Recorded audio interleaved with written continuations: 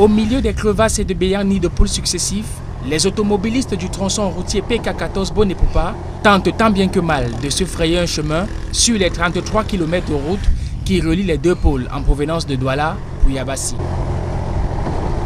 Parsemé de bourbiers le long du tronçon, le voyage qui dure 3 heures de route cumule au moins une dizaine de pannes de véhicules au cours du trajet. 30-45 minutes que je suis là et puis je suis entré dans le trou que vous voyez là derrière.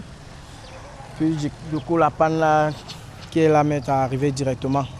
Donc vraiment l'état de la route n'est pas très bon. Et puis j'ai aussi remis de cette panne, j'ai mon pot de phare arrière là que le fait de sauter dans le trou, le pot de phare a lâché.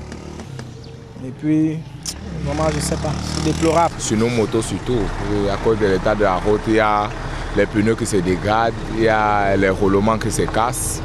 Même la moto elle-même se casse. Ça fait en sorte que constamment nous sommes au garage. Constamment arrosé par les pluies qui laissent place aux multiples lacs d'eau et bourbiers, le piteux état de ce tronçon routier est régulièrement colmaté par les pierres et les camions de terre, au point de devenir la hantise des automobilistes et des piétons qui désespèrent au fil des années de voir la situation s'améliorer. Même si c'est mauvais, comment?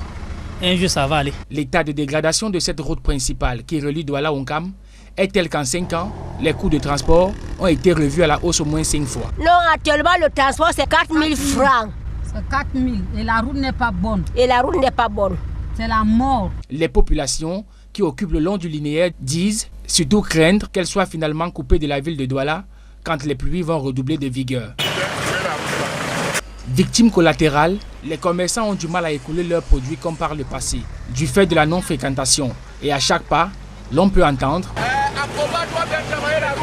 avec la résiliation du contrat de l'entreprise Ankoba, pour défaut d'exécution des travaux à 41% en 5 ans, et ce malgré les prolongations de délai, si rien n'est fait, les populations qui caressent le rêve de voir le bitume sur cette route pourraient encore rester dans une longue attente quant à la poursuite et l'achèvement du dit projet.